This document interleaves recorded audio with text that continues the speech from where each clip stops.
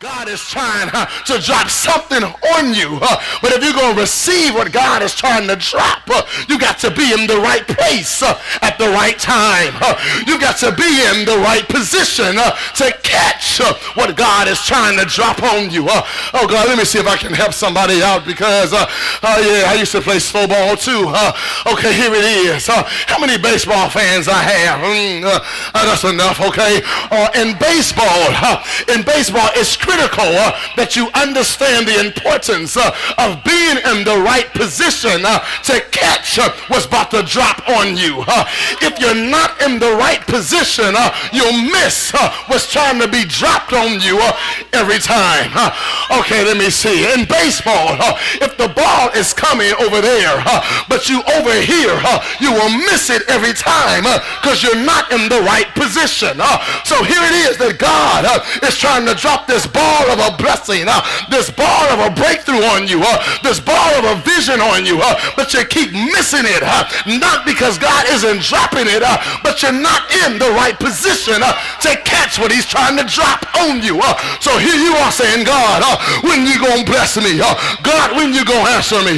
God, when you gonna give me a vision for my life?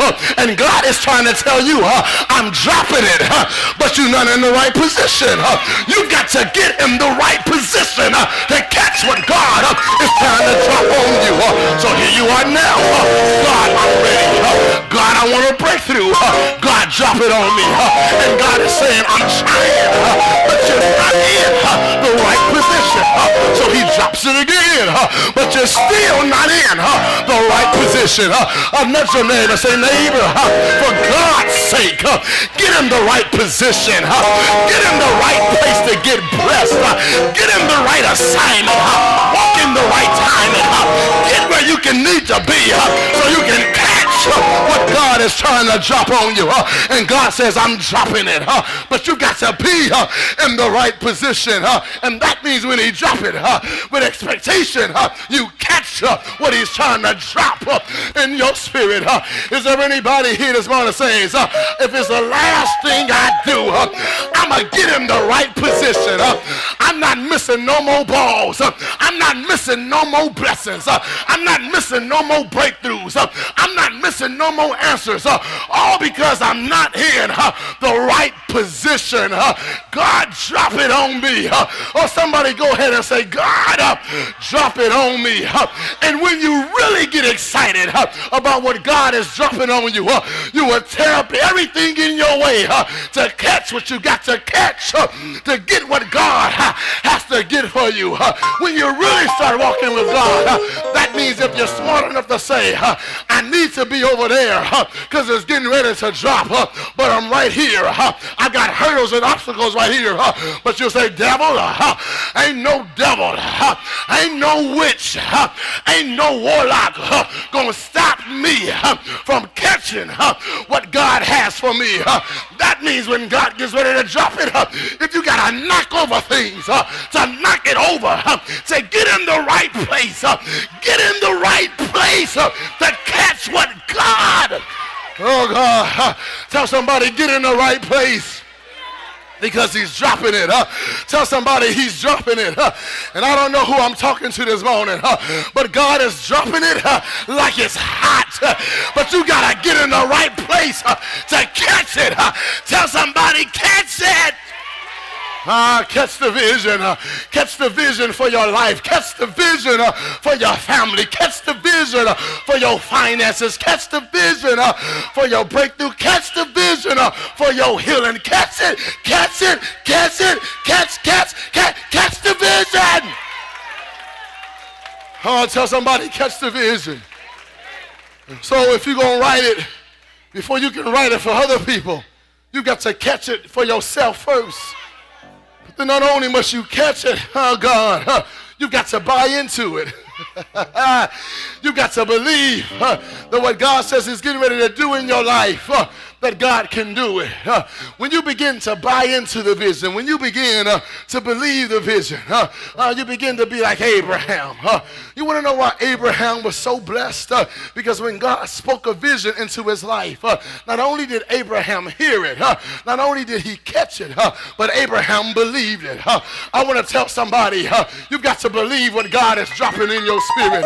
You've got to believe what God is telling you he's getting ready to do. I don't care how many people say it won't happen. I don't care how many people says it can't happen. I don't care how many people tell you you're not the one. I don't care who tells you you're not qualified. I don't care who tells you I've seen your resume. I don't care who tells you ain't the right skin. I don't care who tells you ain't the right gender.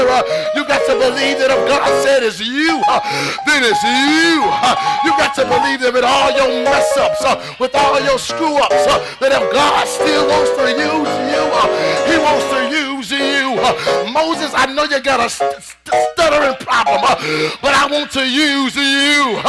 David, I know you got a rock woman eye, but I want to use you. Oh, is there anybody here this morning that says, I believe that God wants to use me? Shake somebody's hand and say, God wants to use me, and I believe it.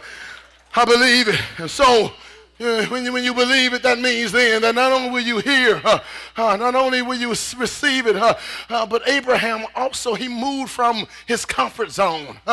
If you're going to believe God, you got to move from your comfort zone. Abraham says it don't make any sense, but God, if you're telling me I need to be over here, then that's where I'm going to be. God, it don't make any sense. I mean, I know the surrounding, I know this setting, but if God is telling you to change locale to catch what I'm getting ready to drop on you, you've got to believe that God can do anything but fail. But not only must you catch the vision, not only must you buy into the vision, but you have to digest the vision. Tell somebody, chew on it. You got to get it deep down on the inside of you. The vision has to be buried deep down on the inside of you, so that when it seems like it's not going to come to pass, you can say it's going to come to pass because it's deep down on the inside of me. I believe it. You've got to get to the point that says, I know he spoke this to me a month ago, and it seems like no progress is being made, but I've got it deep down on the inside of me. You got to get it so down on the inside of you that even if a year passes by, you still believe it shall come to fruition. It shall come to pass. I'm just going to wait on it because it's deep down on the inside of me, and that God wouldn't have put this in my spirit if he wasn't going to bring it to fruition. That God wouldn't have given me this preview if the final production wasn't going to come to pass. Can I help somebody out? What is a preview? Well, it's when you go to the movie theater and you're there for the feature attraction. What's happening in your life right now?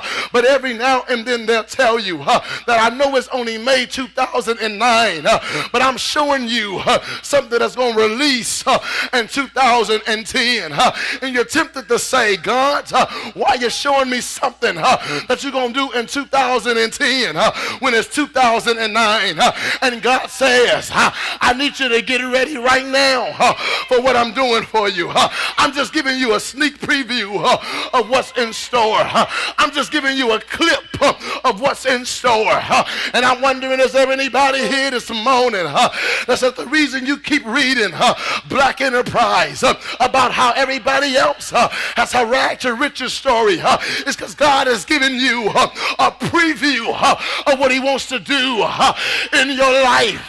Is there anybody here this morning that says it don't make no sense to be going to the car dealership looking at your dream car when you know what you're bringing home right now, but God has given you a preview of what he wants to do in your life.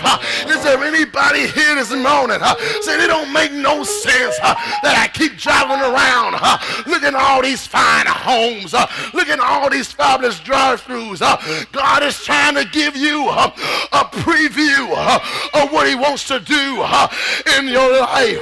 And I just need to know, is there anybody here this morning that says, I'm excited about my future. I'm excited about where I'm going. I'm excited about what he's placed deep down on the inside of my spirit.